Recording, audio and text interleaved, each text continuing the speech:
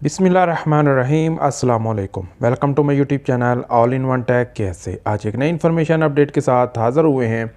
आज हम बात करेंगे ट्रांसफ़र से मुतल्लिक़, तनाज़ुर से मुतल्लिक़ कुछ भाइयों के सवालात थे, वो इस वीडियो में उनके जवाबात देंगे।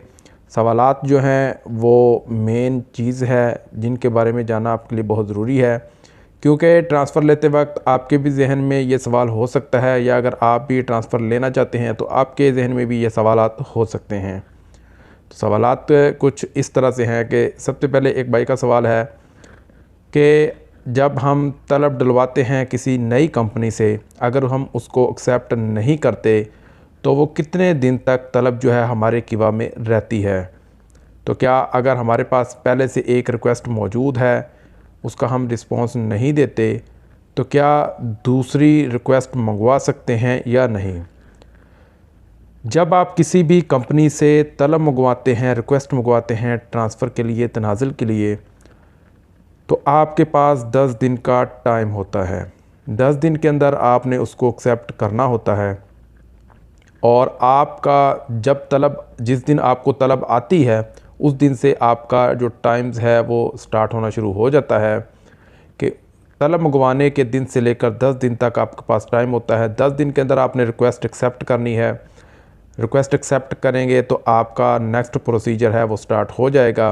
अगर आप रिक्वेस्ट एक्सेप्ट नहीं करते तो 10 दिन के बाद ये ऑटो कैंसिल हो जाएगी। और कीवा में जब भी आप तलब मंगवाएं, एक टाइम में एक ही मंगवा सकते हैं, एक का ही प्रोसेस जो है वो कंप्लीट होगा। यानी एक साथ में आप दो जो है वो तलब नहीं मंगवा सकते, एक टाइम में एक ही तलब मंगवा सकते हैं। उसके बाद एक भाई का सवाल है कि मेरा जो इकामा है कुछ दिन बाकी है, अगर मैं तलब डलवाता हूँ और उसको एक्सेप्ट कर लेता हूँ, तलब डलवाने के बाद उसको एक्सेप्ट कर लेता हूँ और वो मेरी करंट कंपनी की अप्रूवल के लिए स्टेटस चला जाता है, और मेरी जो करंट कंपनी है वो उसको ना तो एक्सेप्ट करती है ना रिजेक्ट करती है, तो क्या मेरा इकामा ख़त्म होने के बाद मेरा ट्रांसफ़र जो है वो ऑटोमेटिकली हो जाएगा या नहीं। पहली बात तो ये है कि जब आपने तलब तब डलवानी है जब आपका इकामा एक्सपायर हो जाए। अगर आप पहले डलवाते हैं, चाहे आप पहले डलवा लें, आपकी कंपनी इसको एक्सेप्ट ना करे, रिजेक्ट भी ना करे, आप मसलन कि आपका इकामा ख़त्म होने में 2 दिन बाकी है और 2 दिन पहले आप तलब डलवा लें और आपकी कंपनी उसको कोई भी ऑब्जेक्शन ना दे, ना रिजेक्ट करे ना एक्सेप्ट करे, और आप सोच रहे हैं कि 2 दिन के बाद इकामा एक्सपायर होगा तो ट्रांसफ़र ऑटोमेटिकली हो जाएगा, ऐसा नहीं है। वो अगर आपका इकामा एक्सपायर हो भी जाता है, जब तक आपकी कंपनी उसको एक्सेप्ट रिजेक्ट नहीं करती तब तक आपका ट्रांसफ़र नहीं होगा, और इसके लिए भी आपको दोबारा से तलब डलवानी पड़ेगी।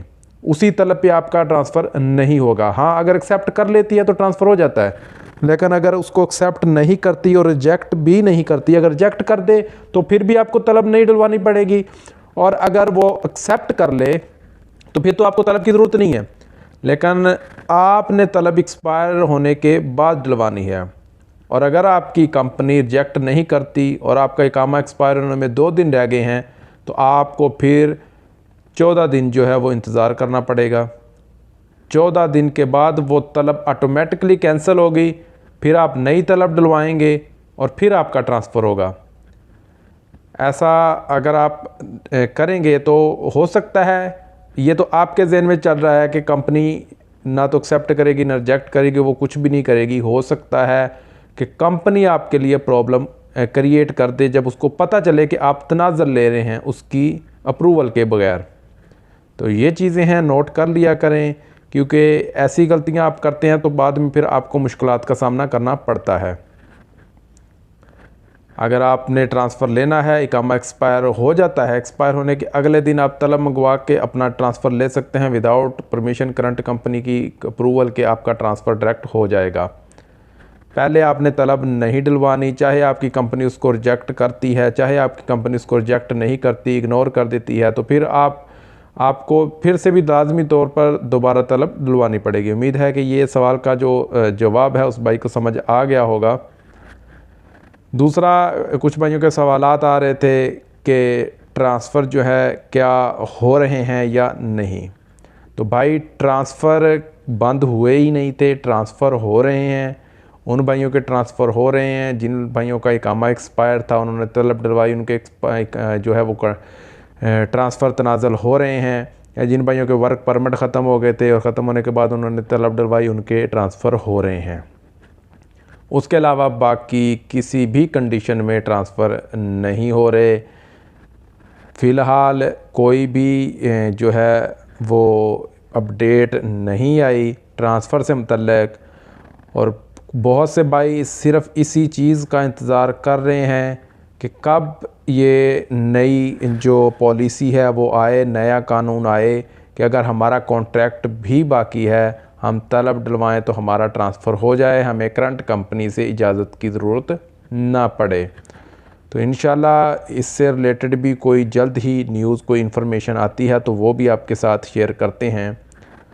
लेकिन बहुत से भाई जो है वो ट्रांसफ़र के चक्कर में परेशान होते हैं, उनको काफ़ी मुश्किलों का सामना करना पड़ता है।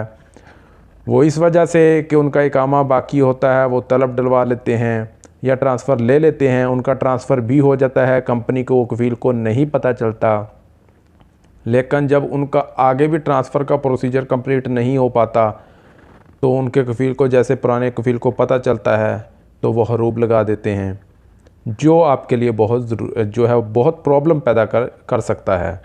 हरूब के मतलब तो आप लोगों को ऑलरेडी पता है कि जिस शख्स को हरूब दे दिया जाता है तो वो उसका जितना भी डाटा होता है वो जवाज़ात में सीज़ कर दिया जाता है, और ना तो वो सऊदी अरबिया में जो है वो उसका कहीं काम मिल सकता है और ना ही कंपनी, कोई भी कंपनी उसको काम पर रखती है। तो ऐसी चीज़ें हैं जो इन बातों से गुरेज़ किया करें। अगर आप ट्रांसफ़र लेना चाहते हैं तो पहले कंपनी से आप इजाज़त तलब करें। अगर आपका इकामा बाकी है, कॉन्ट्रैक्ट बाकी है, उनसे इजाज़त तलब करें। अगर वो इजाज़त नहीं देते, कुछ डिमांड भी करते हैं कि आपका इकामा बाकी है, आप इतना जो है वो पे कर दें, तो आप उसको पे कर दें। अगर आपको ज़्यादा मजबूरी है ट्रांसफ़र लेने की, आप पे कर दें तो आपका जो ट्रांसफ़र है वो हो जाएगा। बसूरत दीगर दूसरी सूरतों के कि आपका इकामा एक्सपायर है, तनाज़ुल लें, मुश्किल नहीं है। वर्क परमिट एक्सपायर है, तनाज़ुल लें, इसके लिए भी आपको प्रॉब्लम नहीं होगी। लेकिन ये जो इकामा बाकी होता है, ट्रांसफ़र लेते हैं, ये आपके लिए प्रॉब्लम क्रिएट कर सकती है आपकी कंपनी, आपका कफ़ील। उम्मीद है कि सब भाइयों को इन्फॉर्मेशन जो है वो समझ आ गई होगी। फिर भी अगर किसी भाई का सवाल है तो नीचे कमेंट्स बॉक्स में सवाल कर लीजिए करें, क्योंकि इंशाल्लाह जैसे भी आपका जो भी सवाल होगा उसका मुनासिब जो भी जवाब होगा सऊदी लेबर्स लॉ कानून के मुताबिक, तो वो आपके साथ इंशाल्लाह ज़रूर शेयर करेंगे। तो इंशाल्लाह कुछ नई इन्फॉर्मेशन, नई अपडेट के साथ जल्द ही हाज़िर होते हैं। तब तक के लिए इजाज़त दें। अल्लाह हाफ़िज़।